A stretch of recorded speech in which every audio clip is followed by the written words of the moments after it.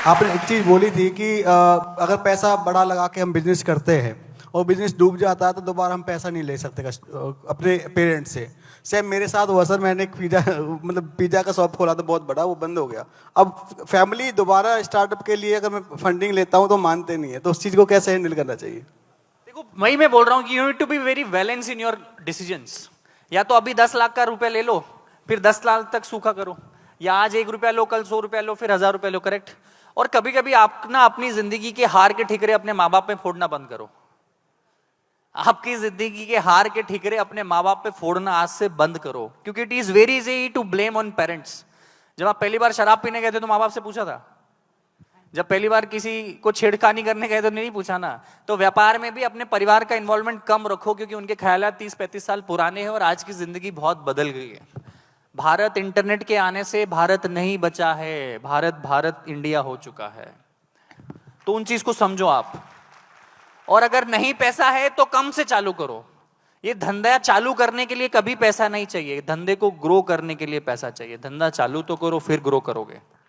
व्यापार चालू करने के लिए कभी किसी को पैसा चाहिए ही नहीं। व्यापार को 10 गुना, 20 गुना, 50 गुना बढ़ाने के लिए पैसा चाहिए होता है। तो ये बहानेबाजी बंद करो। आपने अपने चाय को बेचने से पहले अपने शर्म को बेचा।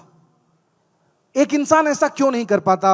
अगर आप इस सवाल का जवाब देंगे तो शायद बहुत लोगों को बहुत फायदा हो। मैं आपको बड़े शांति से सुनना, बड़ी सही चीज बताऊंगा मैं आपको। हमारे देश में वो लोग मान सम्मान पाने के लिए अपनी जिंदगी बिता देते हैं जिसका सच में कोई व्यक्तिगत ऐसा कर्म नहीं है जिसको उनको नेचुरली सम्मान मिले। मेरे कितने ही मासा जी, फुआ जी, मामा जी है, उनको शादी में अगर उनका इन्विटेशन में नाम ना लिखो तो वो ऐसे फूफा फूफ करवाते हैं मानो उन्होंने कोई संपत्ति दे रखी हो मुझे। वो सम्मान ही किस काम का जो मांगना पड़े। और दूसरी चीज, किस चीज की शर्म है भाई? तुम्हारे पास पैसा नहीं है, तुम्हें पता है। तुम्हारे पास वो संसाधन नहीं है जो तुम्हें चाहिए। तुम्हारा सपना है घूमने का, तुम्हारा सपना है आईफोन खरीदने का, तुम्हारा सपना है वो फेवरेट जूता खरीदने का, तुम्हारा सपना है विदेश घूमने का, तुम्हारा सपना है बड़ा बंगलो बनाने का। तो इसमें शर्म किस बात की? क्योंकि खुजली तुमको है तो खुजालना भी तो तुमको ही पड़ेगा भाई। खुजली तुमको है ना। कोई बोल रहा है भाई दो आज देखो मैं आपको रास्ते बताता हूं जिंदगी के। ये जिंदगी है आपकी, मैं यहां से बताता हूं, ये जिंदगी है आपकी। आपको कुछ भी नहीं आता है।